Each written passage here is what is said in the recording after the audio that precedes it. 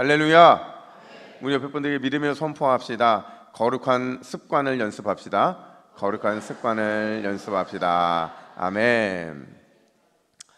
옥살이가 너무나도 무료했던 한 죄인이 있었다고 그래요. 이 죄수가 너무 옥살이가 무료하니까 뭘 할까 고민하다가 가만히 보니까 이 감방에 돌아다니는 개미가 한 마리가 있는 거예요.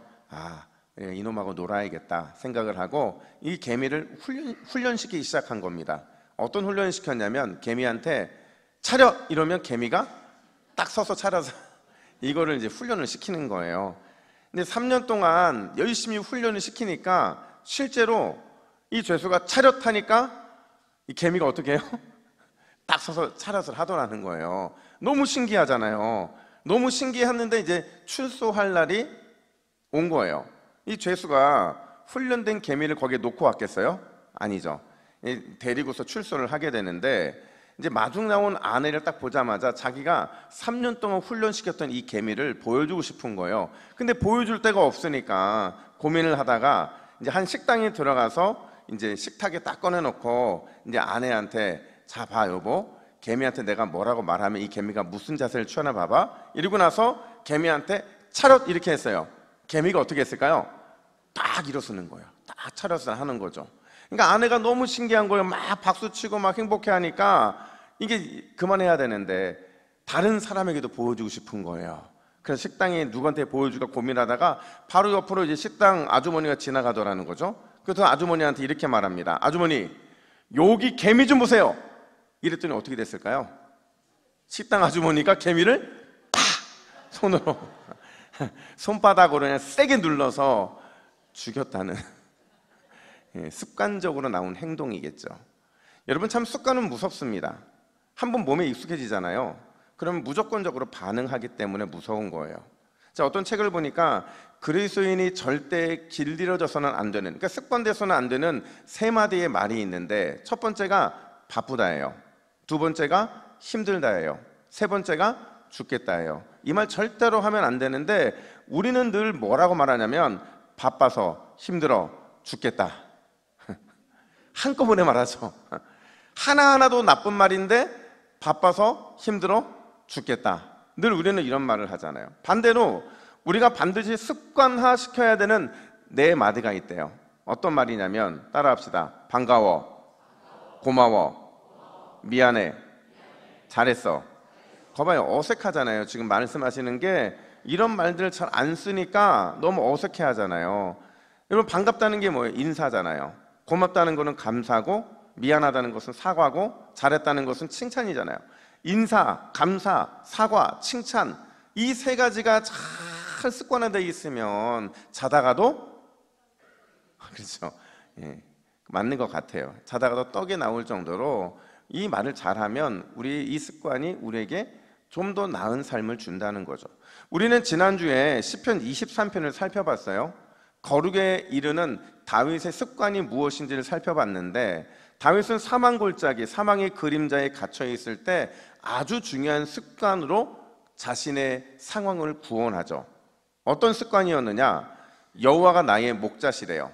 그분이 나와 임마누엘 하시기 때문에 나는 사망의 골짜기를 충분히 통과할 수 있다. 이거를 믿음으로 선포하라는 거죠.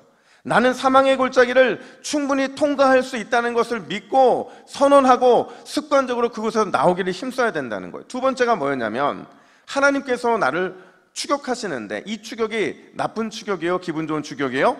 기분 추격이죠. 기분 좋은 추격이에요. 왜냐하면 그 추격을 통해서 하나님이 하나님의 선하심과 하나님의 인자하심으로 나를 덮어주시기 때문인 거죠.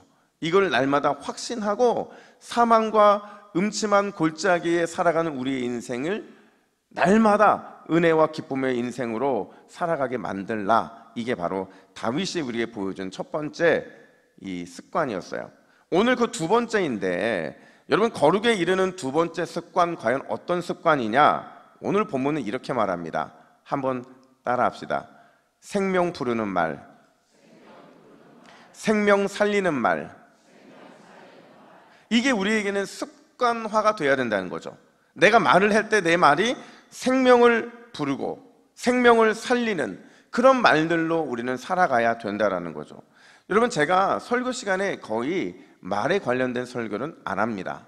너무 윤리적인 것 같고 뭐 다 잘 하려니 생각해서 안 하는데 1년에 딱 한 번 하는데 그날이 바로 오늘이에요. 근데 아무리 말과 관련된 말을 반복해도 과하지 않는 이유가 있어요. 왜냐면 우리는 말 때문에 살기도 하고 또 때로는 말 때문에 무서운 인생 풍파를 경험하기 때문에 그렇죠. 특별히 우리 믿는 사람들에게는요, 여러분, 말에 힘이 있는 줄 믿습니다. 우리는 말에 능력이 있는 사람들이에요. 그래서 고린도전서 4장 1절은 뭐라고 말을 하냐면 이렇게 말을 해요. 우리 함께 읽습니다. 시작. 사람이 마땅히 우리를 그리스도의 일꾼이요 하나님의 비밀을 맡은 자로 여길지어다. 아멘. 우리가 그리스도의 일꾼이래요. 근데 그냥 일꾼이 아니라 영적 비밀을 맡은 일꾼이다. 하나님 나라의 비밀을 품고 살아가는 일꾼이다, 이렇게 말하는 거죠. 여기서 비밀이라는 것은 원어로 보니까 입을 다물다 이런 뜻이에요. 무슨 말이냐면 하나님 나라 백성들의 입술에는 능력이 있기 때문에, 힘이 있기 때문에 그 입술의 능력을 잘 다스려야만 선하게 사용할 수 있다는 거죠. 그런 의미에서 여러분, 만약 우리가 거룩에 이르기를 원한다면, 내 삶이 하나님이 받으실 만한 거룩한 삶이 되기를 원한다면 반드시 좋은 말 하기를 습관화해야 한다는 거죠. 근데 단순히 좋은 말이 아니라 조금 더 적극적으로 우리의 입술로 하여금 생명을 부르는 말을 하게 해야 되고 생명을 살리는 말을 하도록 습관화시켜야 한다는 거예요. 그렇다면 과연 여러분, 어떤 생명 부르는 말을 우리는 해야 될까요? 어떻게 생명 살리는 말을 내 삶에서 습관화할 수 있는가? 두 가지만 좀 기억했으면 좋겠는데, 첫 번째로 따라합시다. 내 입술은 부정한 입술이다. 다시요. 내 입술은 부정하다. 늘 이게 우리의 탄식거리가 되어야만 한다는 거예요. 전 이걸 이렇게 바꿀 수 있을 것 같아요. 매 순간 입술의 할례를 갈망하는 삶을 살아야 된다는 거죠. 여러분, 앞서도 말씀을 드렸지만 말에는 힘이 있습니다. 특별히 믿는 우리의 말에는 하나님 나라의 비밀이 숨겨져 있어요. 그런데 정작 우리의 입술을 보면, 우리의 말과 그 말을 하고 있는 태도를 보면 전혀 그것을 의식하지 않는 경우들이 많이 있더라는 거예요. 그냥 말을 쉽게 톡톡 내뱉기도 하고, 때로는 너무나도 습관적으로 감정적으로 말하고 기분에 따라 말하고, 걸러내지 않은 많은 말들이 우리의 삶에 쏟아질 때가 때로는 많이 있더라는 거예요. 아마 이사야 시대에도 그러지 않았을까 하는 생각을 하게 됩니다. 오늘 본문은 1절 이렇게 시작이 돼요. 우시야 왕이 죽던 해에. 여러분, 갑자기 왜 6장에서 우시야 왕이 죽던 해라는 것을 언급을 할까요? 이 말은요, 우시야 왕이 죽었다라는 이런 팩트를 우리에게 말하고 싶은 게 아니에요. 이사야가 6장을 시작하면서 우시야 왕이 죽던 해라고 말하고 있는 건 그 죽음으로 인해서 당시 사람들의 마음이 어떠했는가, 더 정확하게 말하면 그들의 입술이, 그들의 언어가 어떻게 변했는가 하는 것을 보여주는 상징적인 표현이 우시야 왕이 죽던 해라는 의미인 거죠. 여러분, 우시야 왕이 죽었다는 소식을 들었을 때, 우시야 왕이 죽었다는 소식을 들었을 때 당시 백성들의 마음, 그리고 그들의 언어는 과연 어떠했을까? 이걸 알려면 당시 사람들이 생각했던 우시야를 우리는 좀 이해해 봐야 돼요. 남유다 왕국의 10대 왕이었던 우시야는요, 대단한 성군으로 평가를 받아요. 15세 어린 나이에 왕위에 올랐고요, 죽는 그날까지 자그마치 52년 동안 남유다를 정말 최고의 전성기로 이끌었던 게 바로 우시야 왕이었죠. 그래서 그 당시 사람들이 우시야 왕을 어떻게 평가했냐면, 야, 이보다 더 좋은 왕은 없다. 이보다 더 좋은 왕은 없다. 그 정도로 사람들의 평판이 좋은 왕이었어요. 특별히 그는 처음부터 여호와를 신뢰했고요, 그리고 선지자의 말에 늘 적극 순종하는 사람이었죠. 그러다 보니까 그의 인생에 하나님이 복을 주시는데 주변국들을 완전 정복할 수 있는 은혜를 주시더라는 거예요. 블레셋 땅을 정복하고 성을 건축하게 하시고 암몬으로부터 조공을 받게 하시고 심지어 애굽 변방에까지 명성을 떨치는 힘과 능력을 주신 것은 바로 여호와 하나님이셨어요. 그야말로 그의 기세가 하늘을 찌를 듯한 그런 기세였는데, 당시 사람들이 이 우시야라는 단어를 떠올리면 그 이름의 뜻처럼 여호와의 능력이 함께하는 왕이구나. 그에게는 다른 이름이 있었잖아요. 아사랴, 여호와께서 도와주시는 하나님의 특별한 종이구나. 다들 그렇게 생각을 했더라는 거죠. 그랬던 우시야가 갑자기 사망을 합니다. 갑자기 하나님의 부름을 받게 돼요. 여러분, 이 소식을 접한 백성들의 마음, 그들의 언어, 그들의 말 과연 어떻게 변했을까요? 아마도 우시야와 함께하고 있을 때는 다 만족됐는데 그가 죽자 불안했을 겁니다. 어떻게 해야 될지 막막했고 이제 누굴 믿고 무엇을 의지하며 살아야 되는지 두렵고 떨리는 마음이 그의 마음에 있었을 거예요. 심지어 하나님을 향해서는 도대체 왜 이때 그를 데려가시는 겁니까? 왜 우시야를 죽게 하셔서 우리를 불안하고 두렵게 만드시는 겁니까? 도대체 우리를 사랑하기나 하시는 겁니까? 이런 불안감, 이런 두려움, 이런 막막함이 점점점 그들의 언어에서는 부정의 언어로 변화되고 있더라는 거죠. 이러한 태도는요, 선지자 이사야도 다르지 않았어요. 우시야가 죽었다는 소식을 딱 듣자마자 그가 가장 먼저 했던 게 뭐냐면 성전으로 달려가는 거죠. 그리고 그곳에서 하나님 앞에 엎드려서 당시 사람들의 마음과 심정을 담아서 기도했는데 그 기도의 내용은 아마도 불안함이었을 거예요. 염려였을 거예요. 두려움이었을 거예요. 막막함이었을 거예요. 이게 그의 기도의 전부의 내용이었던 거죠. 그렇게 한참을 기도하고 있을 때 하나님께서 그에게 하늘 보좌를 확 보여주시는데 너무나도 영광스러웠을 거라는 거죠. 거대한 보좌가 보이고 그 위에 앉으신 하나님이 얼마나 대단하신지 그의 옷이 너무나도 멋진 거죠. 불타는 천사, 그들의 입에서 울려 퍼지는 그 찬양의 소리, 이 모든 것들이 너무나도 영광스러운 하모니로 들렸을 거라는 거예요. 근데 바로 그때 이사야 선지자가 뭐라고 톡 그 말을 내뱉느냐. 5절 말씀을 보세요. 우리 5절 말씀을 함께 읽습니다. 시작. 그때에 내가 말하되 화로다 나여 망하게 되었도다. 나는 입술이 부정한 사람이요 나는 입술이 부정한 백성 중에 거주하면서 만군의 여호와이신 왕을 배웠음이로다 하였더라. 자, 여러분, 요약하면 재앙이 임했다는 거예요. 재앙이 임해서 이제 나는 망했다, 이제 나는 망해버렸다라는 비명이 그의 입에서 탁 터져 나오더라는 거죠. 여러분, 하늘의 영광을 봤잖아요. 하늘의 영광을 보던 이사야가 왜 갑자기 자기에게 재앙이 임했고 망하게 되었다? 도대체 이 비명의 이유가 뭐냐? 여러분, 놀랍게도 이 비명의 이유는 자기의 부정한 입술 때문이더라는 거예요.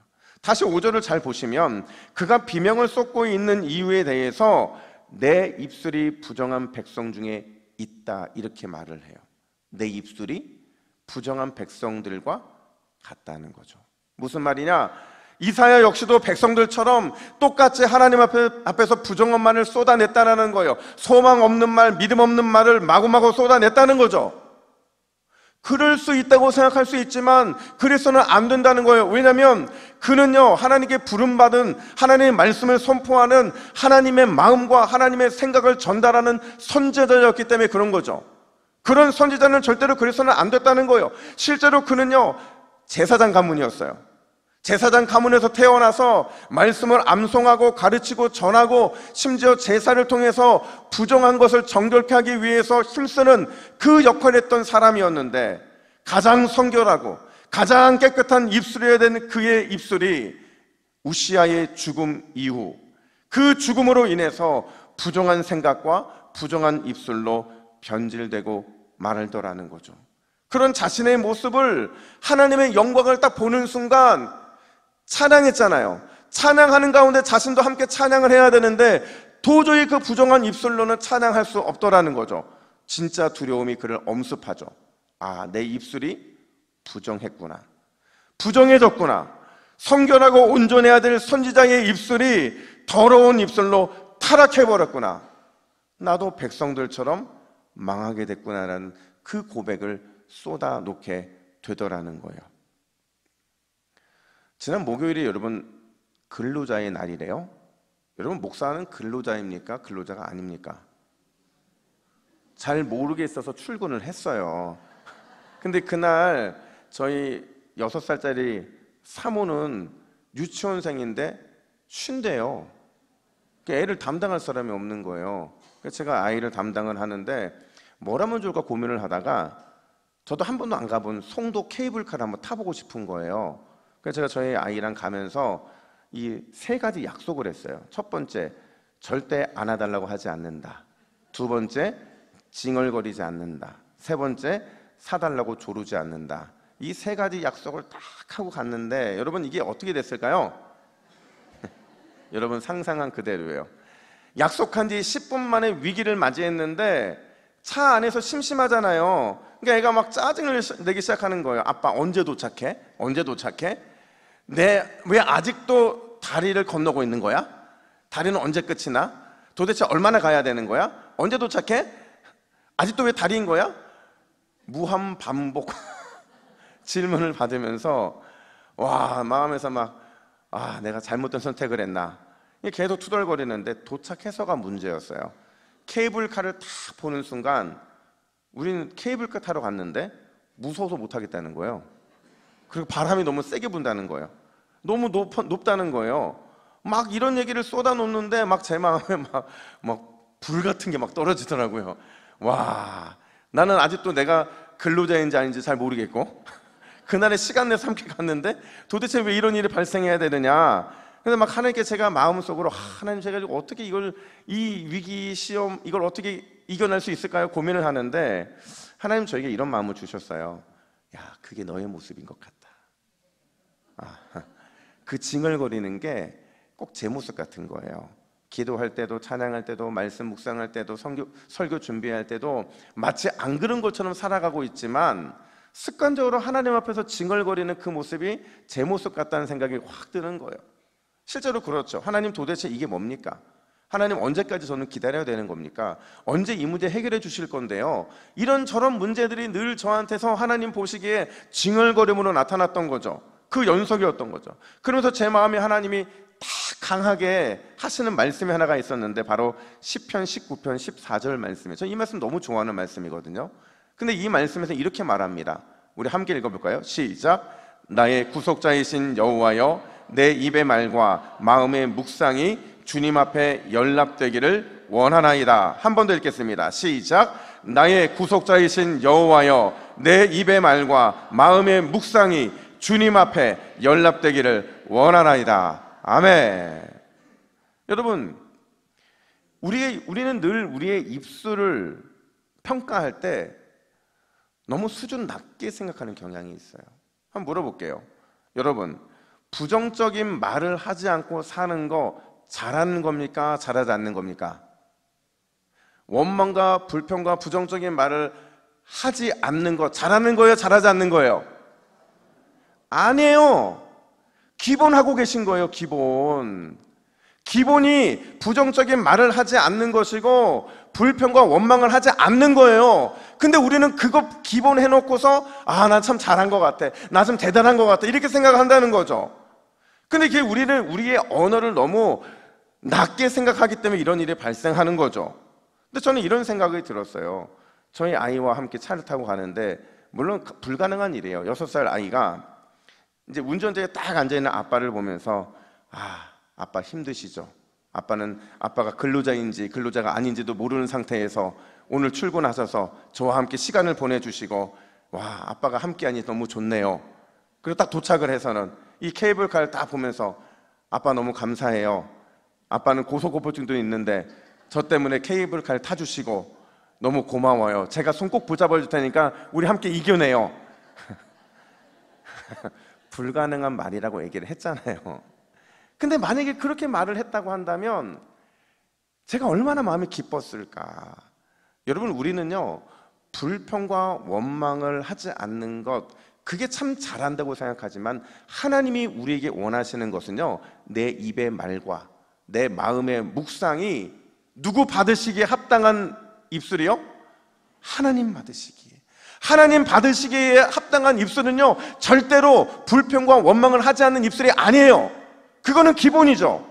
그게 아니라 생명을 살리는 축복의 언어, 내가 말을 할 때마다 한 생명이 살아나고, 내가 말을 할 때마다 소망이 솟아나고, 내가 말을 할 때마다 누군가의 죽었던 심령이 다시 한번 회복되는 것을 경험하는 그 모든 언어들이 우리를 통해 나타나는 것이 바로 내 입의 말과 마음의 묵상이 주님께 연락되기를 원하는 사람의 입술이라는 거죠.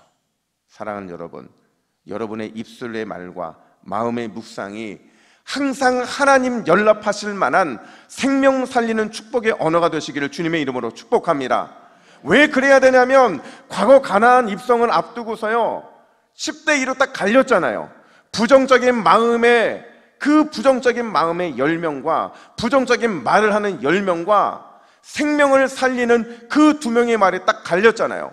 근데 갈리는 순간 여호와 하나님께서 그들에게 뭐라고 경고를 하셨느냐?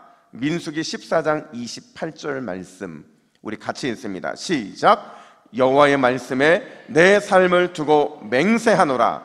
너희 말이 내 귀에 들린 대로 내가 너희에게 행하리니. 아멘. 하나님께서 자신의 삶을 두고 맹세하신대요. 뭐라고 맹세하세요? 너희의 말, 우리의 언어가 하나님 귀에 들린 대로 똑같이 해주겠다는 거죠. 똑같이 해주시겠다는 거예요. 무서운 경고죠. 말한 대로, 말의 씨가 뿌려진 대로 그 열매를 거두게 하시겠다라는 거예요. 믿음의 말을 하면 능력의 역사를, 부정의 말을 하면 부정의 역사를, 살리는 말을 하면 부활의 역사를, 죽이는 말을 하면 사망의 역사를 우리의 삶 가운데 나타나게 하시겠다라는 거예요. 무서운 말 아닙니까? 여러분, 그렇다고 한다면 말할 때 더욱 생명 씨앗 심는 그런 말을 하시기를 주님의 이름으로 축복합니다. 그런 말이 뭐겠어요? 따라합시다. 좋습니다. 축복합니다. 사랑합니다. 감사합니다. 훌륭합니다. 존경합니다. 아름답습니다. 할 수 있습니다. 이게 얼마나 익숙하지 못하면 표정들이 좋은 말을 하시는데 다들 이렇게 하세요. 좋습니다. 축복합니다. 사랑합니다. 감사합니다. 점점 뒤로 가서 또 짜증도 묻어나는. 안 해봤으니까 다시 한번. 좋습니다. 축복합니다. 사랑합니다. 감사합니다. 훌륭합니다. 존경합니다. 아름답습니다. 할 수 있습니다. 2번 연습했는데 얼굴이 펴졌다는 사실이 더 충격적인 거죠. 여러분, 이런 생명을 부르는, 생명을 살리는 말이 우리의 입술에서 날마다 선포되어져야 할 줄로 믿습니다. 여러분 기억하세요. 우리의 언어, 우리의 말의 습관을 너무 낮게 보지 마세요. 우리의 기준을 높이셔야 되죠. 단순히 부정적인 말을 하지 않는 것이 전부가 아니라 여러분의 말로 사람을 살리시기를 축복합니다. 그들의 마음을 회복시키기를 축복합니다. 그러려면 여러분 부정한 입술을 탄식하셔야 돼요. 나의 힘과 나의 능력으로는 부정한 말밖에 할 수 없음을 탄식하시고, 주님께 내 입술을 맡기고 믿음의 말, 살리는 말을 연습해서 날마다 칭찬받는 말의 창조자가 되시기를 주님의 이름으로 축복합니다. 2번째로 여러분, 우리는요 하늘 언어의 직공이 되어야 된다라는 사실입니다. 여러분, 직공이라는 단어가 뭐냐면요, 뭔가를 만들어낸 사람이에요. 옛날로 보면 실로 옷을 짜내는 사람을 직공이라고 말을 했는데, 오늘날로 말하면 크리에이터, 이게 직공이래요. 그러니까 창조적인 것을 끊임없이 만들어내는 사람, 이게 직공인 거죠.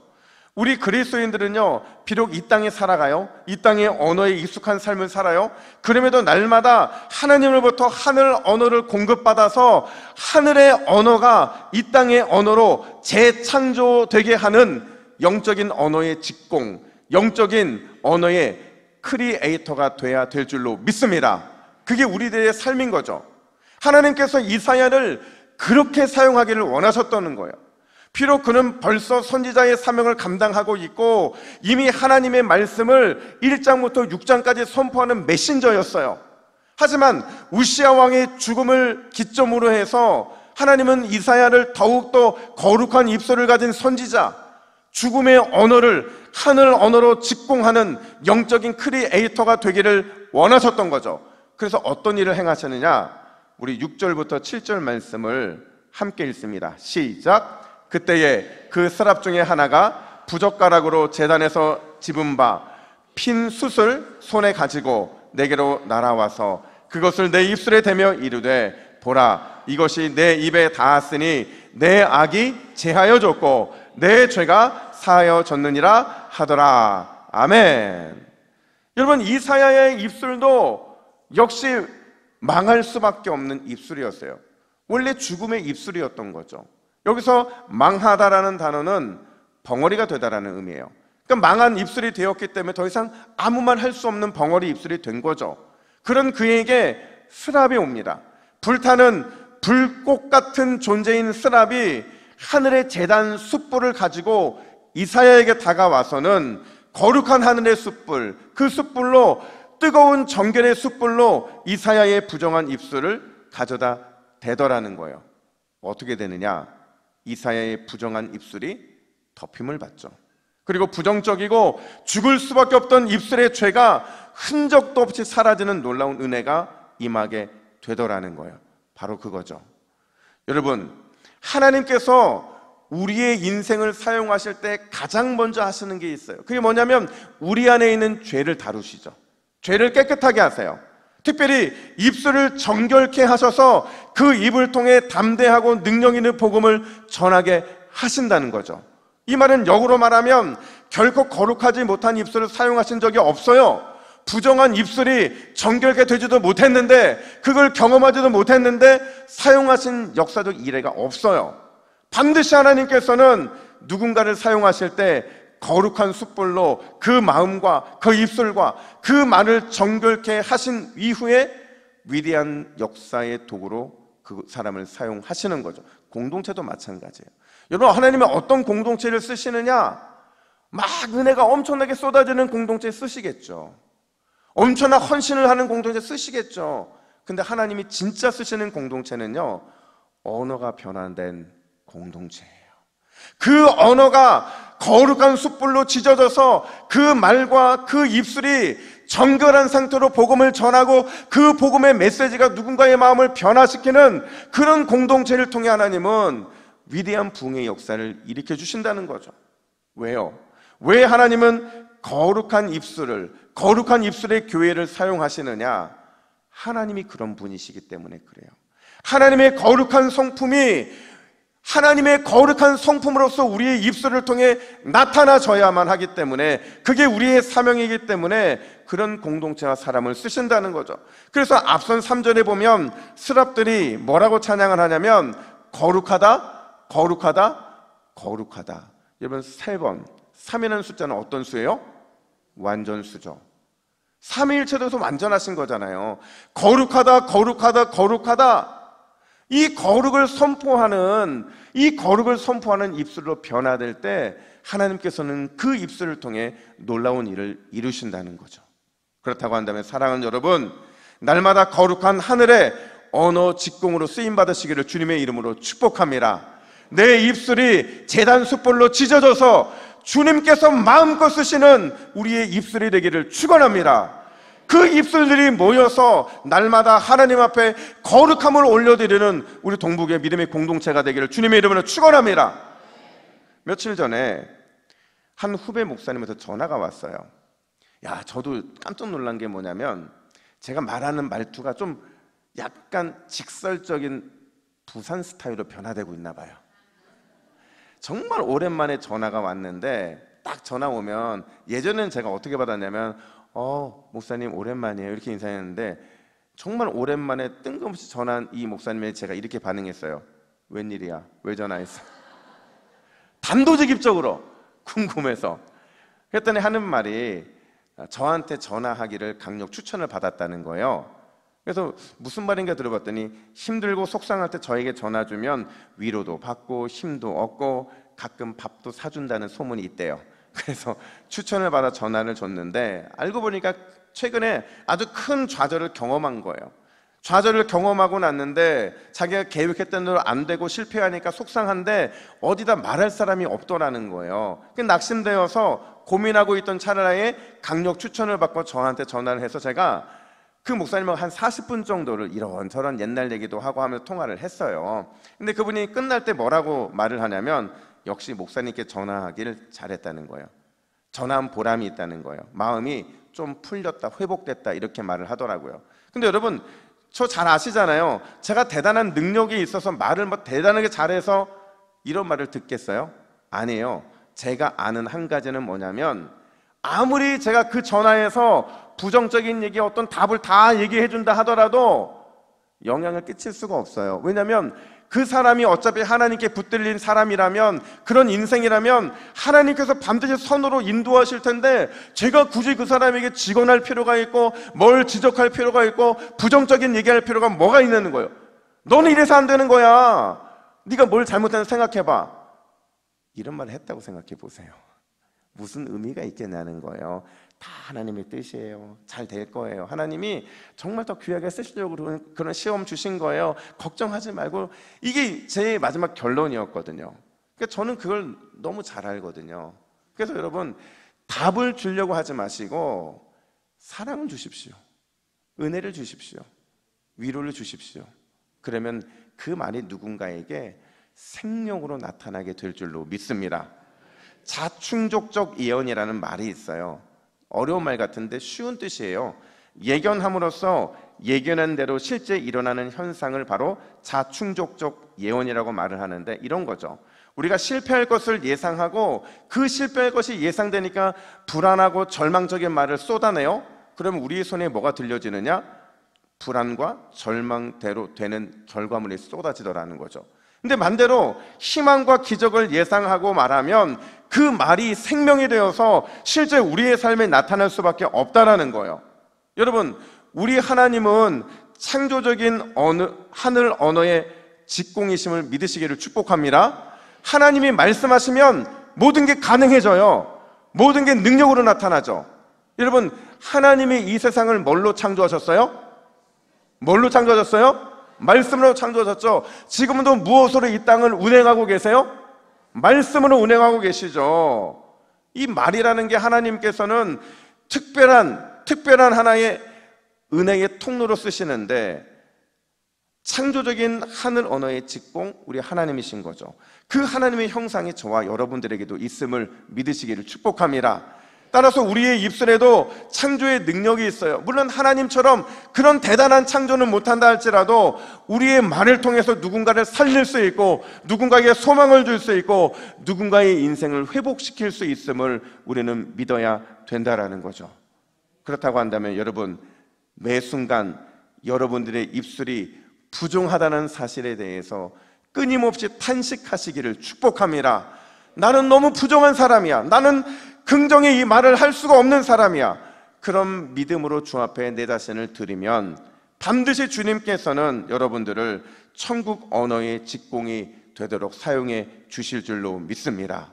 여러분, 하늘 언어의 직공이신 우리 주님께서 그런 우리에게 이번 한 주도 어제와 다른 기적의 은혜를 일으켜 주실 줄로 믿습니다. 더욱더 하나님이 우리의 말을 통하여 위대한 능력을 연출해 주실 줄로 믿습니다. 날마다 더욱 하늘 언어의 씨앗을 늘 뿌려대며 주님이 주시는 그 열매를 경험하시기를 예수님의 이름으로 축복합니다.